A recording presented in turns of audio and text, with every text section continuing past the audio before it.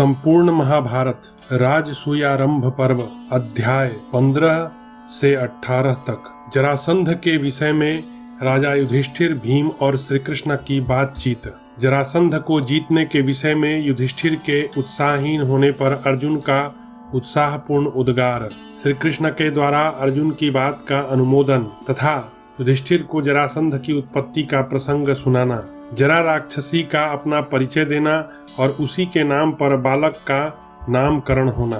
युधिष्ठिर बोले, श्री कृष्ण आप परम बुद्धिमान हैं। आपने जैसी बात कही है वैसी दूसरा कोई नहीं कह सकता।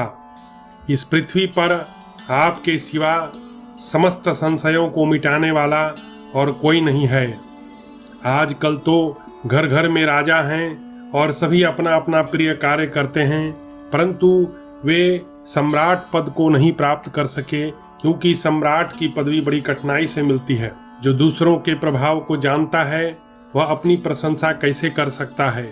दूसरे के साथ मुकाबला होने पर भी जो प्रशंसनीय बना रह जाए उसी की सर्वत्र पूजा होती है। वृष्णि कुलभूषण, यह पृथ्वी बहुत विशाल है, अनेक प्रकार के रत्नों से भरी है। मनुष्य दूर जाकर सत्पुरुषों का संग करके यह समझ पाता है कि अपना कल्याण कैसे होगा। मैं तो मन और इंद्रियों के संयम को ही सबसे उत्तम मानता हूँ, उसी से मेरा भला होगा। राजसूय यज्ञ का आरंभ करने पर भी उसके फलस्वरूप ब्रह्मलोक की प्राप्ति अपने लिए असंभव है, मेरी तो यही धारणा है। जनार्दन, ये उत्तम कुल में उत्पन्न मनस्वी सभासद ऐसा जानते हैं कि इनमें कभी कोई श्रेष्ठ सर्वविजयी भी हो सकता है। पाप रहित महाभाग, हम भी जरासंध के भय से तथा उसकी दुष्टता से सदा शंकित रहते हैं। किसी से परास्त न होने वाले प्रभु, मैं तो आपके ही बाहुबल का भरोसा रखता हूँ। जब आप ही जरासंध से शंकित हैं, तब तो मैं अपने को उसके सामने कदापि बलवान नहीं मान सकता। महाबाहो माधव, आपसे, बलराम जी से, भीमसेन से अथवा अर्जुन से वह मारा जा सकता है या नहीं? वारस्नेय, आपकी शक्ति अनंत है, यह जानते हुए भी मैं बार बार इसी बात पर विचार करता रहता हूँ। केशव, मेरे लिए सभी कार्यों में आप ही प्रमाण हैं। युधिष्ठिर का यह वचन सुनकर बोलने में चतुरा भीमसेन ने यह वचन कहा। भीमसेन बोले, महाराज, जो राजा उद्योग नहीं करता तथा जो दुर्बल होकर भी उचित उपाय अथवा युक्ति से काम न लेकर किसी बलवान से भिड़ जाता है, वे दोनों दीमकों के बनाए हुए मिट्टी के ढेर के समान नष्ट हो जाते हैं। परंतु जो आलस से त्याग कर उत्तम युक्ति एवं नीति से काम लेता है, वह दुर्बल होने पर भी बलवान शत्रु को जीत लेता है और अपने लिए हितकर एवं अभीष्ट अर्थ प्राप्त करता है। श्री कृष्ण में नीति है, मुझ में बल है, अर्जुन में विजय की शक्ति है। हम तीनों मिलकर मगधराज जरासंध के वध का कार्य पूरा कर लेंगे, ठीक उसी तरह जैसे तीनों अग्नियां यज्ञ की सिद्धि कर देती हैं। गोविंद, आपके बुद्धि बल का आश्रय लेकर धर्मराज युधिष्ठिर सब कुछ पा सकते हैं। जिनकी सदा रक्षा करने वाले आप हैं, उनकी हम पांडवों की विजय निश्चित है। श्री कृष्ण ने कहा, राजन, अज्ञानी मनुष्य बड़े बड़े कार्यों का आरंभ तो कर देता है, परंतु उनके परिणाम की ओर नहीं देखता। अतः केवल अपने स्वार्थ साधन में लगे हुए विवेक शून्य शत्रु के व्यवहार को वीर पुरुष नहीं सह सकते। यवनाश्व के पुत्र मंधाता ने जीतने योग्य शत्रुओं को जीतकर सम्राट का पद प्राप्त किया था। भगीरथ प्रजा का पालन करने से कार्तवीर सहस्रबाहु अर्जुन तपोबल से तथा राजा भरत स्वाभाविक बल से सम्राट हुए थे। इसी प्रकार राजा मरुत अपनी समृद्धि के प्रभाव से सम्राट बने थे। अब तक उन 5 सम्राटों का ही नाम हम सुनते आ रहे हैं। युधिष्ठिर, वे मंधाता आदि एक एक गुण से ही सम्राट हो सके थे, परंतु आप तो संपूर्ण रूप से सम्राट पद प्राप्त करना चाहते हैं। साम्राज्य प्राप्ति के जो 5 गुण, शत्रु विजय, प्रजापालन, तप शक्ति, धन समृद्धि और उत्तम नीति है, उन सब से आप संपन्न हैं। परंतु भरत श्रेष्ठ, आपके मार्ग में बृहद्रथ का पुत्र जरासंध बाधक है, यह आपको जान लेना चाहिए। क्षत्रियों के जो 100 कुल हैं, वे कभी उसका अनुसरण नहीं करते, अतः वह बल से ही अपना साम्राज्य स्थापित कर रहा है। जो रत्नों के अधिपति हैं। ऐसे राजा लोग धन देकर जरासंध की उपासना करते हैं, परंतु वह उससे भी संतुष्ट नहीं होता। अपनी विवेक शून्यता के कारण अन्याय का आश्रय ले उन पर अत्याचार ही करता है।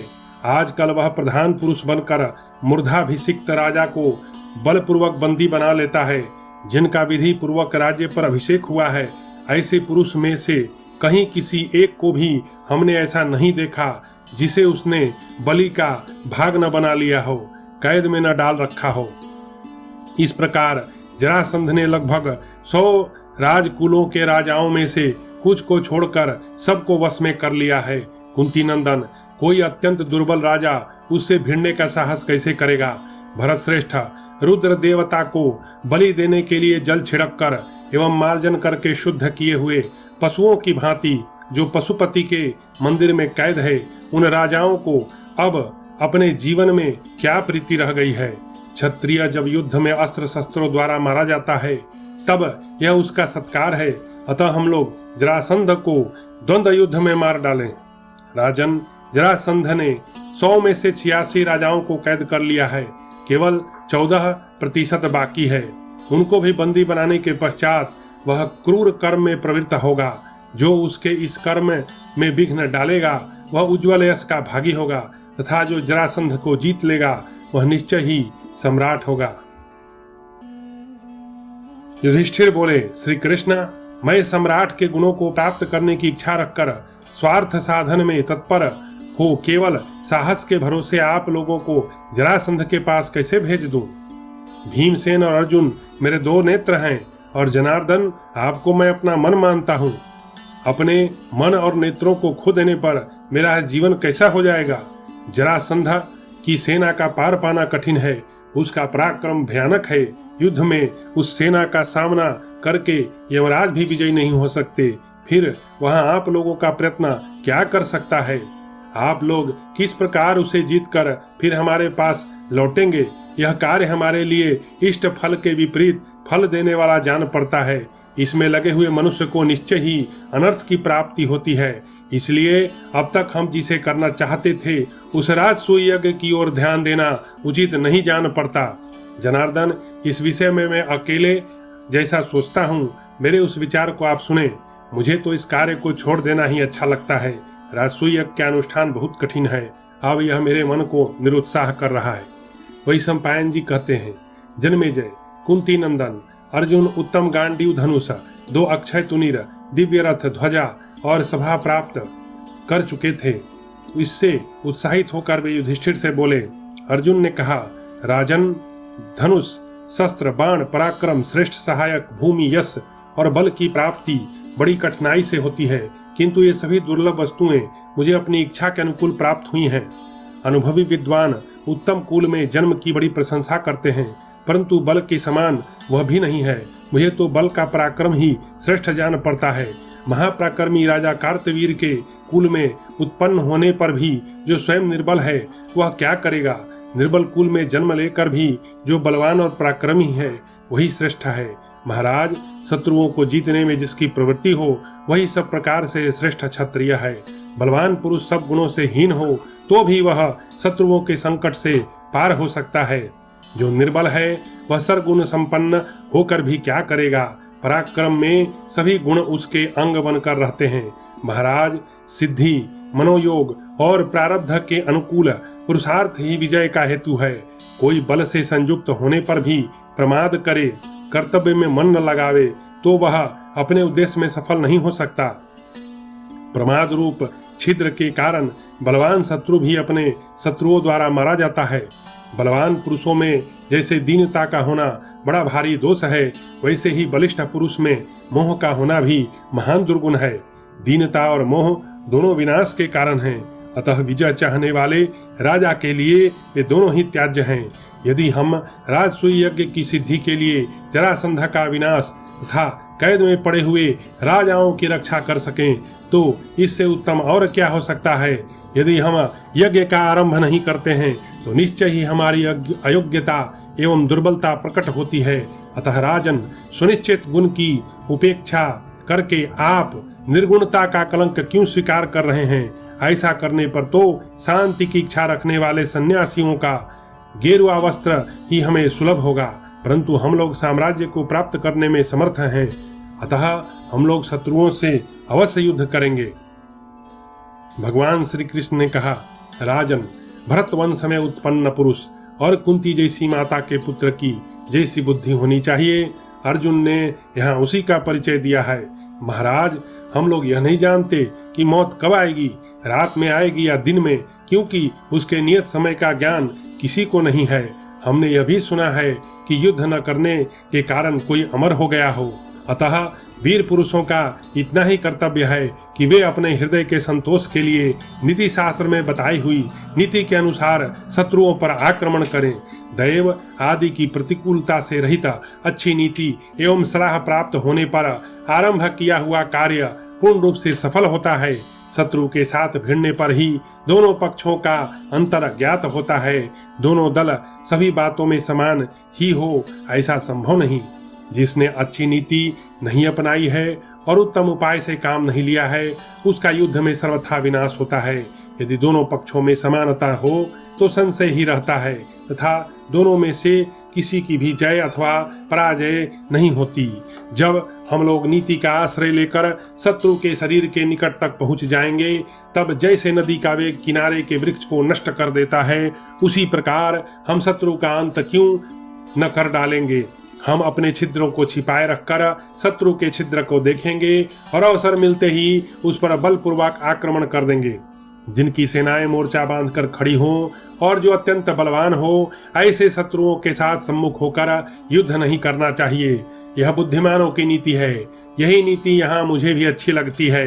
यदि हम छिपे छिपे शत्रु के घर तक पहुंच जाएं, तो यह हमारे लिए कोई निंदा की बात नहीं होगी। फिर हम शत्रु के शरीर पर आक्रमण करके अपना काम बना लेंगे। यह पुरुषों में श्रेष्ठ जरासंधा प्राणियों के भीतर स्थित आत्मा की भांति सदा अकेला ही साम्राज्य लक्ष्मी का उपभोग करता है, अतः उसका और किसी उपाय से नाश होता नहीं दिखाई देता। उसके विनाश के लिए हमें स्वयं प्रयत्न करना होगा, अथवा यदि जरासंध को युद्ध में मारकर उसके पक्ष में रहने वाले शेष सैनिकों द्वारा हम ही मारे गए तो भी हमें कोई हानि नहीं है। अपने जाति भाइयों की रक्षा में संलग्न होने के कारण हमें स्वर्ग की प्राप्ति होगी। युधिष्ठिर ने पूछा, श्री कृष्ण, यह जरासंध कौन है? इसका बल और पराक्रम कैसा है, जो प्रज्वलित अग्नि के समान आपका स्पर्श करके भी पतंग के समान जलकर भस्म नहीं हो गया? श्री कृष्ण ने कहा, राजन, जरासंध का बल और पराक्रम कैसा है तथा अनेक बार हमारा प्रिय करने पर भी हम लोगों ने उसकी उपेक्षा कर दी, यह सब बता रहा हूँ, सुनिए। मगध देश में बृहद्रथ नाम से प्रसिद्ध एक बलवान राजा राज्य करते थे। वे 3 अक्षौहिणी सेनाओं के स्वामी और युद्ध में बड़े अभिमान के साथ लड़ने वाले थे। राजा बृहद्रथ बड़े ही रूपवान, धनवान, बलवान और अनुपम पराक्रमी थे। उनका शरीर दूसरे इंद्र की भांति सदा यज्ञ की दीक्षा के चिन्हों से सुशोभित होता रहता था। वे तेज में सूर्य, क्षमा में पृथ्वी, क्रोध में यमराज और धन संपत्ति में कुबेर के समान थे। भरत श्रेष्ठ, जैसे सूर्य की किरणों से यह सारी पृथ्वी आच्छादित हो जाती है, उसी प्रकार उनके उत्तम कुलोचित सद्गुणों से समस्त भूमंडल व्याप्त हो रहा था। सर्वत्र उनके गुणों की चर्चा एवं प्रशंसा होती रहती थी।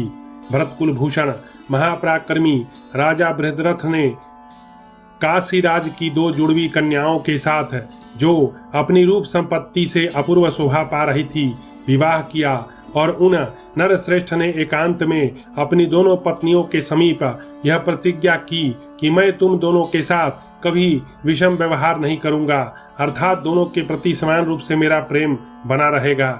जैसे 2 हथिनियों के साथ गजराज सुशोभित होता है, उसी प्रकार वे महाराजा बृहद्रथ अपने मन के अनुरूप दोनों प्रिय पत्नियों के साथ शोभा पाने लगे।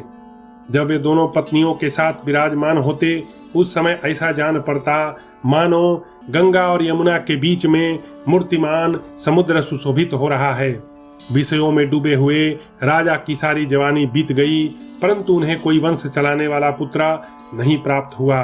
उन श्रेष्ठ नरेश ने बहुत से मांगलिक कृत्य, होम और पुत्र यष्टि यज्ञ कराए, तो भी उन्हें वंश की वृद्धि करने वाला पुत्र की प्राप्ति नहीं हुई।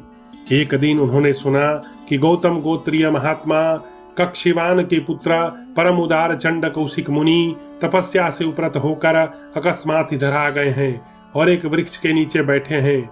यह समाचार पाकर राजा बृहद्रथ अपनी दोनों पत्नियों के साथ उनके पास गए तथा सब प्रकार के रत्नों की भेंट देकर उन्हें संतुष्ट किया। महर्षि ने भी यथोचित बर्ताव द्वारा बृहद्रथ को प्रसन्न किया। उन महात्मा की आज्ञा पाकर राजा उनके निकट बैठे। उस समय ब्रह्मर्षि चंड कौशिक ने उनसे पूछा, राजन, अपनी दोनों पत्नियों और पूर्वासियों के साथ यहाँ तुम्हारा आगमन किस उद्देश्य से हुआ है? तब राजा ने मुनि से कहा, भगवान, मेरे कोई पुत्र नहीं है। मुनि श्रेष्ठ लोग कहते हैं कि पुत्रहीन मनुष्य का जन्म व्यर्थ है। इस बुढ़ापे में पुत्रहीन रहकर मुझे राज्य से क्या प्रयोजन है? इसलिए अब मैं दोनों पत्नियों के साथ तपोवन में रहकर तपस्या करूंगा। मुने, संतानहीन मनुष्य को न तो इस लोक में कीर्ति प्राप्त होती है, न परलोक में अक्षय स्वर्ग ही प्राप्त होता है। राजा के ऐसा कहने पर महर्षि को दया आ गई। तब धैर्य से संपन्न हो सत्यवादी मुनिवर चंड कौशिक ने राजा बृहद्रथ से कहा, उत्तम व्रत का पालन करने वाले राजेंद्र, मैं तुम पर बहुत संतुष्ट हूँ। तुम इच्छा अनुसार वर मांगो। यह सुनकर राजा बृहद्रथ अपनी दोनों रानियों के साथ मुनि के चरणों में पड़ गए और पुत्र दर्शन से निराश होने के कारण नेत्रों में आंसू बहाते हुए गदगद वाणी से बोले। राजा ने कहा, भगवान, मैं तो अब राज छोड़कर तपोवन की ओर चल पड़ा हूँ। मुझे अभागे और संतानहीन को वर अथवा राज्य की क्या आवश्यकता है? श्री कृष्ण कहते हैं, राजा का यह कातर वचन सुनकर मुनि की इंद्रियां क्षुब्ध हो गई, उनका हृदय पिघल गया। तब वे ध्यानस्थ हो गए और उसी समय आम्र वृक्ष की छाया में बैठे रहे। उसी समय वहां बैठे हुए मुनि की गोद में एक आम का फल गिरा। वह न तो हवा के चलने से गिरा था, न किसी तोते ने ही उस फल में अपनी चोंच गड़ाई थी। मुनि श्रेष्ठा चंड कौशिक ने उस अनुपम फल को हाथ में ले लिया और उसे मन ही मन अभिमंत्रित करके पुत्र की प्राप्ति कराने के लिए राजा को दे दिया। तत्पश्चात उन महाज्ञानी मुनि ने राजा से कहा, राजन, तुम्हारा मनोरथ पूर्ण हो गया। नरेश्वर, अब तुम अपनी राजधानी को लौट जाओ। महाराज, यह फल तुम्हें पुत्र प्राप्ति कराएगा। अब तुम वन में जाकर तपस्या न करो, धर्म पूर्वक प्रजा का पालन करो, यही राजाओं का धर्म है। नाना प्रकार के यज्ञों द्वारा भगवान का यजन करो और देवराज इंद्र को सोमरस से तृप्त करो। फिर पुत्र को राज सिंहासन पर बिठाकर वानप्रस्थाश्रम में आ जाना। भूपाल, मैं तुम्हारे पुत्र के लिए 8 वर देता हूँ। वह ब्राह्मण भक्त होगा, युद्ध में अजय होगा, उसकी युद्ध विषयक रुचि कभी कम न होगी, वह अतिथियों का प्रेमी होगा, दीन दुखियों पर उसकी सदा कृपा दृष्टि बनी रहेगी, उसका बल महान होगा, लोक में उसकी अक्षय कीर्ति का विस्तार होगा और प्रजाजनों पर उसका सदा स्नेह बना रहेगा। इस प्रकार चंड कौशिक मुनि ने उसके लिए 8 वर दिए। मुनि का यह वचन सुनकर उन परम बुद्धिमान राजा बृहद्रथ ने उनके दोनों चरणों में मस्तक रखकर प्रणाम किया और अपने घर को लौट गए। भरत श्रेष्ठ उन उत्तम नरेश ने उचित काल का विचार करके दोनों पत्नियों के लिए वह एक फल दे दिया। उन दोनों शुभ स्वरूपा रानियों ने उस आम के 2 टुकड़े करके एक एक टुकड़ा खा लिया। होने वाली बात होकर ही रहती है, इसलिए तथा मुनि की सत्यवादिकता के प्रभाव से वह फल खाने के कारण दोनों रानियों को गर्भ रह गया। उन्हें गर्भवती हुई देखकर राजा को बड़ी प्रसन्नता हुई। महाप्राज्ञ युधिष्ठिर प्रसव काल पूर्ण होने पर उन दोनों रानियों ने यथा समय अपने गर्भ से शरीर का एक एक टुकड़ा पैदा किया। प्रत्येक टुकड़े में एक आंख, एक हाथ, एक पैर, आधा पेट, आधा मुंह, कटी के नीचे का आधा भाग था। एक शरीर के उन 2 टुकड़ों को देखकर वे दोनों भय के मारे थर थर कांपने लगी। उनका हृदय उद्विग्न हो गया। अबला तो थी ही, उन दोनों बहनों ने अत्यंत दुखी होकर परस्पर सलाह करके उन दोनों टुकड़ों को, जिनमें जीव तथा प्राण विद्यमान थे, त्याग दिया। उन दोनों की धाय गर्भ के उन टुकड़ों को कपड़े से ढककर अंतःपुर के दरवाजे से बाहर निकली और चौराहे पर फेंक कर चली गईं।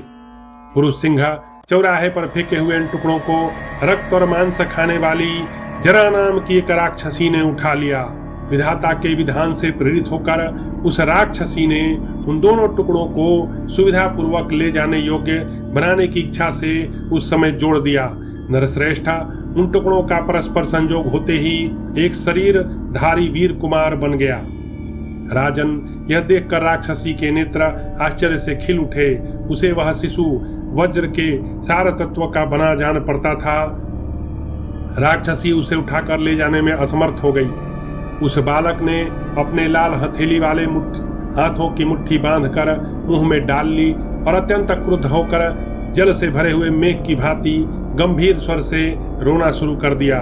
परंतु नरव्याघ्र बालक के उस रोने चिल्लाने के शब्द से रनिवास की सब स्त्रियां घबरा उठी तथा राजा के साथ सहसा बाहर निकली।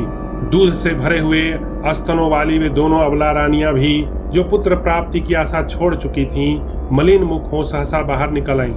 उन दोनों रानियों को इस प्रकार उदास, राजा को संतान पाने के लिए उत्सुक तथा उस बालक को अत्यंत बलवान देखकर राक्षसी ने सोचा, मैं इस राजा के राज्य में रहती हूँ, यह पुत्र की इच्छा रखता है, अतः इस धर्मात्मा तथा महात्मा नरेश के बालक पुत्र की हत्या करना मेरे लिए उचित नहीं। ऐसा विचार कर उस राक्षसी ने मानवी का रूप धारण किया और जैसे मेघमाला सूर्य को धारण करे उसी प्रकार वह उस बालक को गोद में उठाकर भूपाल से बोली। राक्षसी ने कहा, वृद्धरथ, यह तुम्हारा पुत्र है जिसे मैंने तुम्हें दिया, तुम इसे ग्रहण करो। ब्रह्मर्षि के वरदान एवं आशीर्वाद से तुम्हारी पत्नियों के गर्भ से इनका जन्म हुआ है। धायों ने इसे घर के बाहर लाकर डाल दिया था, किंतु मैंने इसकी रक्षा की है। श्री कृष्ण कहते हैं, भरत कुलभूषण, तब काशीराज की उन दोनों शुभ लक्षणा कन्याओं ने उस बालक को तुरंत गोद में लेकर उसे स्तनों के दूध से सींच दिया। यह सब देख सुनकर राजा के हर्ष की सीमा न रही। उन्होंने स्वर्ण की सी कांति वाली उस राक्षसी से, जो स्वरूप में राक्षसी नहीं जान पड़ती थी, इस प्रकार पूछा। राजा ने कहा, कमल के भीतरी भाग की समान मनोहर कांति वाली कल्याणी, मुझे पुत्र प्रदान करने वाली तुम कौन हो? बताओ, मुझे तो ऐसा जान पड़ता है कि तुम इच्छानुसार विचरने वाली कोई देवी हो। राक्षसी ने कहा, राजेंद्र, तुम्हारा कल्याण हो। मेरा नाम जरा है, मैं इच्छा अनुसार रूप धारण करने वाली राक्षसी हूँ और तुम्हारे घर में पूजित हो सुखपूर्वक रहती चली आई हूँ। मैं मनुष्यों के घर घर में सदा मौजूद रहती हूँ। कहने को मैं राक्षसी ही हूँ, किंतु पूर्व काल में ब्रह्मा जी ने गृह देवी के नाम से मेरी सृष्टि की थी और उन्होंने मुझे दानवों के विनाश के लिए नियुक्त किया था। मैं दिव्य रूप धारण करने वाली हूँ, जो अपने घर की दीवार पर मुझे अनेक पुत्रों सहित युवती स्त्री के रूप में भक्ति पूर्वक लिखता है, मेरा चित्र अंकित करता है, उसके घर में सदा वृद्धि होती है, अन्यथा उसे हानि उठानी पड़ती है। प्रभु, मैं तुम्हारे घर में रहकर सदा पूजित होती चली आई हूँ एवं तुम्हारे घर की दीवार पर मेरा ऐसा चित्र अंकित किया गया है जिसमें मैं अनेक पुत्रों से घिरी हुई खड़ी हूँ। उस चित्र के रूप में मेरा गंध, पुष्प, धूप और भज्य भोक्ष पदार्थ द्वारा भली भांति पूजन होता आ रहा है। अतः मैं उस पूजन के बदले तुम्हारा कोई उपकार करने की बात सोचती रहती थी। धर्मात्मन, मैंने तुम्हारे पुत्र के शरीर के इन दोनों टुकड़ों को देखा और दोनों को जोड़ दिया। महाराज, दैवश तुम्हारे भाग्य से ही उन टुकड़ों के जुड़ने से यह राजकुमार प्रकट हो गया। मैं तो इसमें केवल निमित्त मात्र बन गई हूँ। राजन, अब इस बालक के लिए जो आवश्यक संस्कार हो उन्हें करो। इस संसार में मेरे ही नाम से यह विख्यात होगा। मुझ में सुमेरु पर्वत को भी निगल जाने की शक्ति है, फिर तुम्हारे इस बच्चे को खा जाना कौन सी बड़ी बात है। किंतु तुम्हारे घर में जो मेरी भली भांति पूजा होती आई है, उसी से संतुष्ट होकर मैंने तुम्हें यह बालक समर्पित किया है। श्री कृष्ण कहते हैं, राजन, ऐसा कहकर वह जरा नाम की राक्षसी वहीं अंतर ध्यान हो गई और राजा उस बालक को लेकर अपने महल में चले आए। उस समय राजा ने उस बालक के जात कर्म आदि सभी आवश्यक संस्कार संपन्न किए और मगध देश में जरा राक्षसी के पूजन का महान उत्सव मनाने की आज्ञा दी। ब्रह्मा जी के समान प्रभावशाली राजा बृहद्रथ ने उस बालक का नाम रखते हुए कहा, इसको जरा ने संहित किया है, जोड़ा है, इसलिए इसका नाम जरासंध होगा। मगध राज का वह महातेजस्वी बालक माता पिता को आनंद प्रदान करते हुए आकार और बल से संपन्न हो घी की आहुति दी जाने से प्रज्वलित हुई अग्नि और शुक्ल पक्ष के चंद्रमा की भांति दिनों दिन बढ़ने लगा।